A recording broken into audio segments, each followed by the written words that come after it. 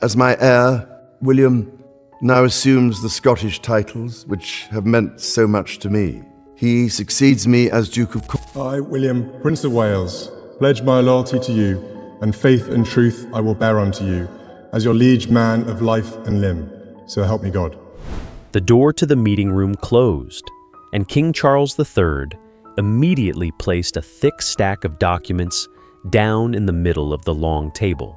The dry sound of it silenced the entire room. Before the king were the most powerful figures of the British royal family: Prince William, Queen Camilla, Princess Catherine, Princess Anne, along with a group of constitutional advisors and high-ranking palace officials. No one had been informed in advance of their summons. There was no official schedule, no explanatory letter, and no ceremonial opening remarks. Charles looked directly at his son sitting opposite him. Then he announced something that nearly froze everyone present. Buckingham Palace had officially begun preparations for Prince William's future coronation. Not a far-fetched idea, not a symbolic rehearsal, and it wasn't a plan to be kept in files for years to come. Preparations had begun. The ceremony would be formalized. The constitutional schedule would be developed. Security plans would be reviewed. The guest list would be considered. William would begin training for his official coronation. Even the roles of each member of the royal family in the future reign would be redefined. Charles placed a hand on the file and said in a calm but firm voice, "The process begins now." William didn't smile. Neither did he reach out to take the file. The prince understood all too well the true meaning of a coronation. For the public, it could be a momentous occasion, a symbol of continuity and national pride. But for William, his coronation could only take place after his father's reign ended. And that very thought transformed an announcement of the future into a painful reminder of loss. Across the table, Queen Camilla turned to look at Charles in disbelief. She wasn't just shocked by the decision. She was hurt that the king had launched a plan that would affect their entire future without even telling her beforehand. Princess Catherine silently observed her husband. She noticed William's fingers clenching under the table. It wasn't the excitement of someone about to be crowned. It was the fear of a son forced to imagine the day his father would no longer be there. Princess Anne didn't look at William. She focused on the file in front of Charles. In the upper corner of a page, Anne caught a glimpse of a date handwritten in black ink. But before she could read it clearly, Charles immediately closed the file. William finally broke the silence. How far have things progressed? Charles looked directly into his son's eyes. Far enough that you need to be prepared. No advisor spoke. No one tried to ease the tension. Because that answer didn't sound like encouragement. It sounded like a warning that time might be running out, as everyone thought. But this decision didn't begin in that meeting room. It began 3 weeks earlier at Westminster Abbey in a few silent seconds that made the entire royal family realize that King Charles was no longer invulnerable. If you enjoy stories of royal secrets, conflicts, and decisions that could change the future of the monarchy, subscribe to the channel and turn on notifications. Because what happens behind the doors of this room could change the entire royal family forever. 3 weeks before the secret meeting at the palace, no one in the royal family imagined that a moment lasting only a few seconds could change the entire future of the monarchy. That day, King Charles III and senior members of the royal family attended the Commonwealth Memorial Service at Westminster Abbey. Everything proceeded according to protocol. The seats were filled with guests. The cameras focused on the royal family area. Prince William stood not far from his father. Queen Camilla sat beside the king. Princess Anne silently observed the ceremony with her familiar solemn expression. When it was his turn, Charles stepped up to the podium and began to read his prepared speech. His voice was initially calm. Each word resonated clearly in the solemn atmosphere of Westminster Abbey. But then midway through his speech, the king suddenly stopped. Charles looked down at the text. His eyes moved slowly across the lines of text, as if trying to find the place he had just missed. A second passed, then another second. Charles still didn't continue. To those watching on screen, it might have been just a brief pause. But inside the abbey, the silence was terrifyingly long. Camilla was speechless. She looked at Charles but dared not move. Anne didn't look at the text. She observed the reactions of those around her, noticing the anxiety spreading through the rows of seats. William waited another moment. He knew stepping forward now might expose his father, but remaining still would only increase the confusion in the hall. Finally, William approached. He didn't snatch the speech. He didn't speak loudly. He simply pointed gently to the line Charles had missed. The king looked down at the spot William pointed to. He paused for a moment, then continued reading. Charles completed the rest of his speech without making any further mistakes. From the outside, the ceremony still appeared successful. But as the backstage door closed, Charles's control vanished. He turned to William. His voice was low but full of hurt. "I don't need to be rescued." William stood still. He apologized for his actions that had embarrassed his father, but he didn't say he was wrong. William explained that if he didn't step forward, the entire hall would continue to wait in confusion. He wasn't trying to take control. He only wanted to protect his father from a moment that could become the focus of every news headline the next morning. Charles didn't respond immediately. To William, it was an act of loyalty, but for Charles, it held a far more painful meaning. A king who had waited decades to ascend the throne was now being supported by his own heir in front of the entire nation. Princess Anne stood at the end of the corridor and watched the father and son leave in different directions. She understood that neither intended to hurt the other. William acted out of love for his father. Charles reacted out of the pride of a king who had just realized he was no longer invulnerable. That evening, when the palace corridors were silent, Charles did not rest. He sat alone in his study and asked his private secretary to bring him the files kept since Queen Elizabeth II's death.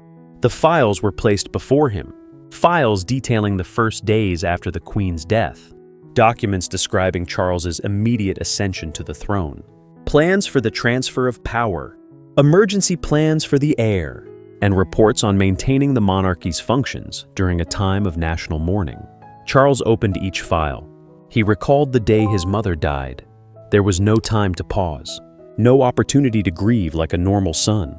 As soon as Queen Elizabeth II died, Charles became king. Meetings began. Documents had to be signed. The government needed to be secured. The nation awaited his arrival. The crown arrived before the pain could be fully understood. And in that quiet night, Charles realized a truth he could no longer ignore.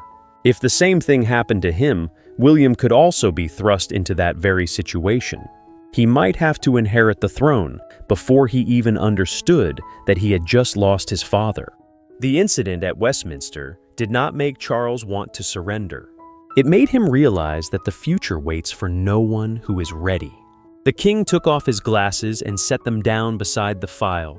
He held his hand on the first page for a few seconds, as if still weighing the price this order would cost his family. Then Charles looked up at his private secretary. "Update the entire coronation plan for William." He paused, then added, "Top secret." But Charles didn't know that outside the slightly ajar door, Queen Camilla had been standing there all along. And she had heard every last word. She updated the entire plan for William's coronation. Top secret. For a few seconds, she didn't move. Inside the office, King Charles III was still looking down at the file in front of him. Completely unaware that the order had just been issued was no longer a secret between him and his private secretary. Camilla clenched her fists. Then she pushed the door open and entered. Charles looked up. Just by looking at her face, he knew how much Camilla had heard. She didn't beat around the bush. "You must withdraw that order." The private secretary quickly left the room, closing the door behind her. Only Charles, Camilla, and the file concerning Prince William's future remained. Charles took off his glasses but didn't stand up. "I will not withdraw it." His calm reply only angered Camilla further. She walked closer to the desk. "Do you know what will happen if this gets out? The public will think your health is failing. They'll believe this reign is coming to an end, and they'll start looking at William and Catherine as if they're ready to replace us. Charles looked at her, but didn't immediately object. Camilla emphasized the last two words, replace us. For Charles, this plan was a measure to protect the institution. But for Camilla, it was like the first door leading to a future where she would no longer stand beside the king at the center. Charles slowly replied, the future cannot depend on whether the family is ready to face it. Family. Camilla let out a short laugh, but there was no joy in it. You've just made a decision that could change our entire lives. And yet I only found out by chance, standing outside the door. You call that protecting your family? Charles was silent. That silence made Camilla understand that he had considered this decision before, but had never intended to ask her. She looked at the file, then at her husband sitting behind it. Camilla's voice lowered, no longer as sharp as before. Only hurt remained. Have you already started preparing for the day I lose you? Charles froze. The question was no longer about ceremony schedule or power. It was the question of a wife who had just realized her husband had secretly planned for a world after he was gone. Charles stood up. No. He looked directly at Camilla. I'm preparing for the day William is not allowed to lose the country. The answer sent a chill through the room. Camilla turned away. She understood Charles was speaking as king, but that only made her feel he had failed as a husband. Charles walked toward the window. He recounted that when Queen Elizabeth II died, he had no time to simply be a grieving son. Immediately he had to assume power, sign documents, meet with the government, appear before the nation, and ensure the monarchy continued to function. Charles hadn't fully grasped the pain before the crown was placed upon his shoulders. I wouldn't let William enter that situation unprepared, Charles said. Camilla turned back. Then why didn't you tell me? Charles looked at her for a long time. Because I knew you would ask me to stop. Camilla didn't deny it. She genuinely wanted to stop the plan, not only because she was worried about Charles, but also because she knew that once the succession mechanism began to operate, it would create a new center of power around William and Catherine. Charles returned to his desk and opened the file. He revealed that the first order had been signed the very night of the Westminster incident. The emergency meeting 3 weeks later wasn't where he made the decision. It was merely the moment the family was informed that the decision had been made. Charles went on to say that Catherine would soon receive a special program of preparation for her future role as queen. She would be instructed on national ceremonies, public responsibilities, supporting the king, and how to ensure the stability of the future court. William's team would also begin considering high-ranking personnel who could serve in the next reign. Each piece of information Charles revealed made Camilla's face even more tense. The future was no longer a distant prospect. It had begun to be built with files, meetings, personnel lists, and new roles for William and Catherine. Camilla was still queen, but for the first time she felt like she was inside the palace, yet excluded from its own future. In the hallway across the door, Prince William had just arrived. He heard Camilla mention his name and Catherine's. William reached for the doorknob. He wanted to go in. He wanted to say that he had never requested this plan. He wanted to assert that he had no intention of replacing his father. But then he stopped. William understood that his mere appearance would only intensify the painful argument between Charles and Camilla, because his own future was the reason for their confrontation. He slowly lowered his hand and quietly left the corridor. Inside the room, Camilla looked at Charles one last time. She no longer asked him to retract the order, but her silence was not consent. It was the moment she realized history had begun to move, and she was no longer sure what position she would hold when the next chapter unfolded. Camilla left the room. When the door opened, Princess Anne was standing at the end of the corridor. She watched Camilla walk past with a cold expression, then enter Charles's study. The king did not explain what had just happened. He simply took a pre-written piece of paper, signed it at the bottom, and handed it to his sister. Anne quickly read the contents of the order. If any member of the family attempted to delay or obstruct the succession preparations, she would have full authority to continue coordinating the plan with the constitutional advisors, the security team, and William's office. Anne looked up at her brother. "Are you sure?" Charles replied without hesitation. Too sure to turn back. Anne folded the directive and held it in her hand. From that moment, the plan no longer depended solely on Charles. And just hours later, William would discover that the first person to prepare for his future was not his father, but Queen Elizabeth II years earlier. Princess Anne did not return to her private chambers after receiving the instructions. She went straight to a small office deep within the palace's administrative quarters, where the most sensitive documents concerning succession and ceremony were kept. Before her were representatives from William's group, constitutional advisors, security officials, and those in charge of national ceremonies. Anne did not ask for control, but when Charles handed her the handwritten instructions, she understood she could not hesitate. She opened the meeting with a brief statement. "We are preparing for continuity, not for an end." From that moment, Anne officially became the coordinator of the entire process. She demanded that all departments work discreetly. No schedules were to be released. No use of the word transfer. No indications were to be made that would lead the public to believe Charles was abdicating. But William wasn't easily accepting of how things were unfolding. When he entered the room, the files were neatly arranged on the table. His name appeared on each document cover. Security, procedure, constitutional responsibility, public role, the structure of a future dynasty. William looked at Anne. "I will fulfill all necessary duties, but I will not act as if your reign is over." Anne's expression remained unchanged. William continued. He worried that preparation would quickly turn into expectation. Expectation would create pressure, and that pressure would make the public see him as someone waiting for a vacant throne. "I don't want people to wonder when you will leave every time I appear." Anne was silent for a few seconds. Then she replied, "My love for Charles cannot be a reason for me to shirk my responsibilities." William was about to object, but Anne pulled an old file from a locked cabinet. The cover of the document had faded with time. In the bottom corner was a seal from the time of Queen Elizabeth II. William froze. Anne opened the file. Inside were plans that had been developed years earlier. The ceremonial framework for the successor, security arrangements, constitutional roles, public responsibilities, and even a separate chapter on preparing the heir psychologically. William looked at Anne in astonishment. Grandmother knew. Anne didn't answer immediately.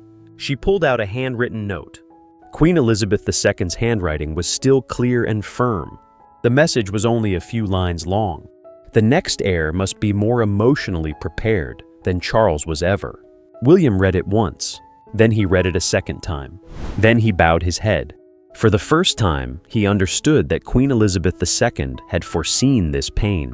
She knew that one day William might lose his father and receive the crown at the same moment. Anne reached out and lightly touched the edge of the paper. For a fleeting moment, the stern expression on her face vanished. It was no longer Princess Anne defending the institution, but simply a son touching his mother's final handwriting. But that moment quickly passed. Anne folded the note. "Preparations continue. Do not announce the coronation date. Do not undermine Charles's power. And absolutely do not turn this plan into a countdown." William looked at the file before him. He now understood he wasn't just receiving an order from his father. He was taking on a responsibility his grandmother had prepared for him years earlier. But just hours later, a request concerning the ceremonial schedule was mistakenly sent to a different office within the palace.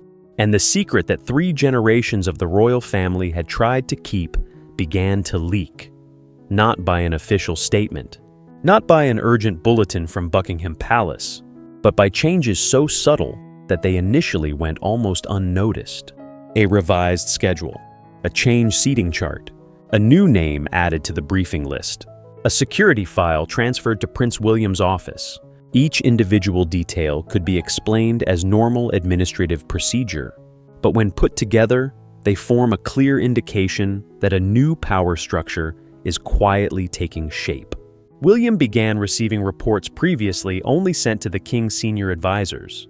These included the monarch's constitutional responsibilities, the royal security system, public affairs, patronage networks, personnel who could serve in the next reign, and how power should be distributed to maintain national confidence. Catherine also received a separate set of instructions. She was asked to study the role of a future queen, how to appear at national events, how to support the king in times of crisis, how to perform ceremonial duties, how to maintain public composure, and how to stand beside William when he ascends the throne. Catherine did not consider these documents a privilege. She read them with caution, for each line of instruction for her future superimposed a portion of the responsibility that Queen Camilla was already carrying in the present. And Camilla quickly realized that the deepest wound came one morning at Windsor. On her desk was a list of attendees for an internal preparatory meeting. Princess Anne was on the list. Princess Catherine was on the list. The constitutional advisors were listed. But Queen Camilla wasn't. She checked a second time. Then a third time. Her name still didn't appear. Camilla took the list to Charles. "Why wasn't I at this meeting?" Charles glanced through the documents and replied calmly, "Because that meeting concerned William's future reign, not the present one." He didn't say it with the intention of hurting her, but the meaning of his answer was colder than any reproach. For the first time, the line between the current queen and the future court was formalized. Camilla didn't argue. She just looked at Charles for a long time. After he left the room, she removed her title card from its place. Queen Camilla. She placed it on the table. Then she slowly turned the letter face down. No one was taking away her title. No one was asking her to step down. But every small change indicated that the future was approaching without waiting for her to be ready. That afternoon, Catherine went to see Camilla. She brought no advisor or secretary. Catherine said that she had never intended to replace her, nor did she want any preparation for the future to be misinterpreted as a denial of what Camilla was doing in the present. Camilla listened without interrupting. Then she replied, "The crown doesn't need to intend to erase people." She looked directly at Catherine. "It just needs time." Catherine didn't know how to respond, because she understood that Camilla wasn't just talking about power. She was talking about the fear that one day she would still be present, but everyone else would have begun living in a different era.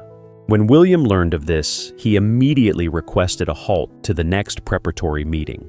He told Anne that the plan had been created to protect the family and the monarchy, but now it was harming the very people it was supposed to protect.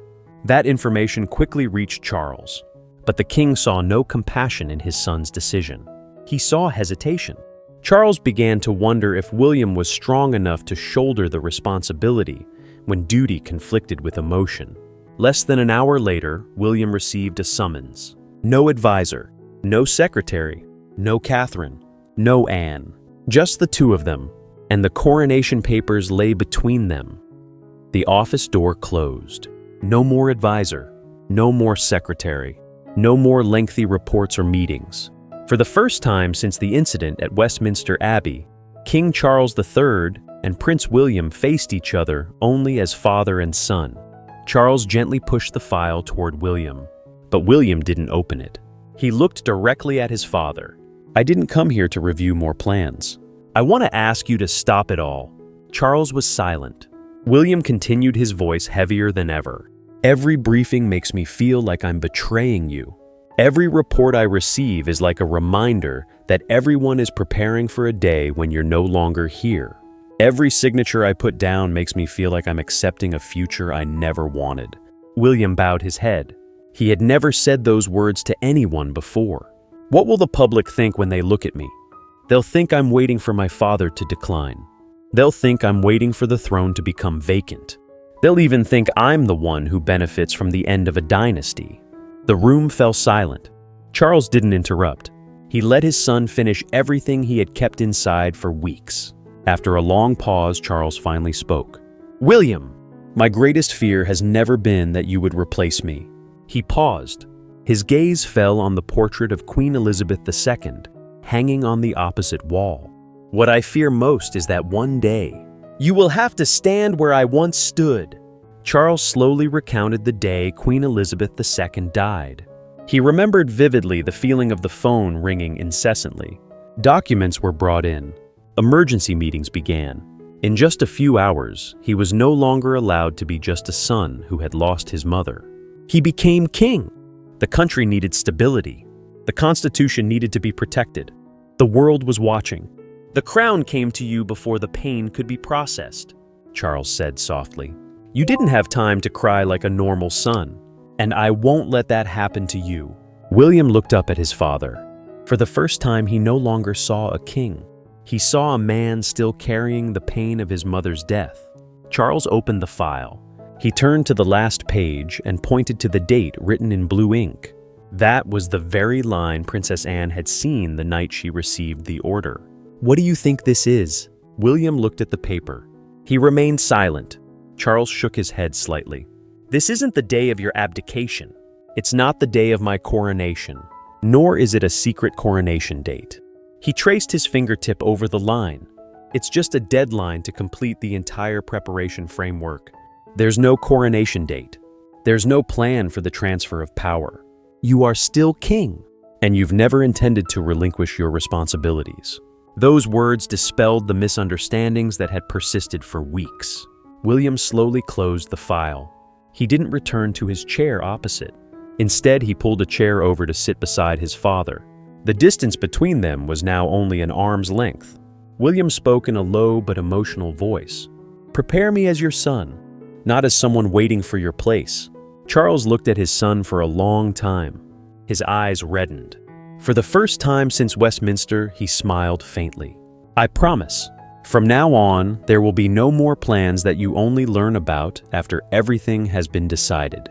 Every step of preparation will begin with a conversation between father and son. When you don't understand, I will explain. When you hesitate, I will tell you the truth." The plan was no longer a secret countdown. It became a promise between a father who wanted to protect his son and a son who didn't want to lose his father while learning to shoulder the burden of the future. A few minutes later, the study door opened. Catherine was standing silently at the end of the hallway. She saw William step out first. Right behind him was Charles. The tense distance between them had disappeared. William gently placed his hand on his father's shoulder. Charles nodded slightly. It was a small gesture, but it was enough for Catherine to understand that father and son had finally found common ground again. However, that reconciliation came too late. Because as dawn broke the next morning, the big headlines across England appeared simultaneously. The secret the royal family had tried so hard to keep was finally no longer a secret. From early morning, major newspapers across England simultaneously published images of King Charles III and Prince William with a prominent headline: "The royal family is preparing." Within hours, television cars were clustered in front of Buckingham Palace. Cameras were pointed at the main gates. The crowds grew larger and larger, and questions quickly spread throughout the country. Was Charles preparing to abdicate? Was the king's health more serious than the public believed? Was William about to become monarch? Was Catherine being prepared to replace Queen Camilla? Inside the palace, the media team was immediately summoned. An official statement was issued affirming that Charles was still fully performing his duties as monarch. No coronation date was set. No decision on the transfer of power was made. All preparations were solely aimed at ensuring constitutional continuity under any circumstances. But William was still angry that some newspapers called him the king in wait. He instructed his communications team to remove any language that might lead the public to believe Charles was being replaced. No images of victory. Don't turn my future into a celebration of my father's decline. Every message must clearly state that my father remains monarch. Information about Catherine was also made public. The palace confirmed she was studying the responsibilities associated with being a future queen. William also suggested that any future coronation should focus on service responsibility and public trust rather than ostentation. Outside the palace, the royal flag was raised high, signaling Charles's presence inside. An elderly woman stood before the cameras, looked up at the flag, and said, We are not witnessing a king saying goodbye. We are witnessing him defending the next king. That statement was broadcast live on television. Charles heard it while watching the news with Camilla. He lowered his voice as the commentators continued their speculation. Camilla looked at her husband beside her. For the first time, she understood that he wasn't prepared to surrender. He was trying to give William something he himself had never had: preparation, guidance, and the chance to not ascend the throne alone. Camilla gently took Charles's hand. No one apologized, but both understood that something had changed. The public had seen what the royal family had taken days to understand. Charles wasn't preparing for his own end. He was preparing so that the monarchy wouldn't collapse on William's most difficult day. That afternoon, Charles summoned the entire family back to the room where it all began. This time not to issue orders. He wanted to reveal the final truth. King Charles III slowly closed the file and placed it in the middle of the table where it had all begun. The room remained silent, but this silence was no longer tinged with fear or misunderstanding. He looked at each member of his family and made it clear that he was not announcing his abdication, transferring power, or ending his reign. He was still king and would continue to fulfill his responsibilities.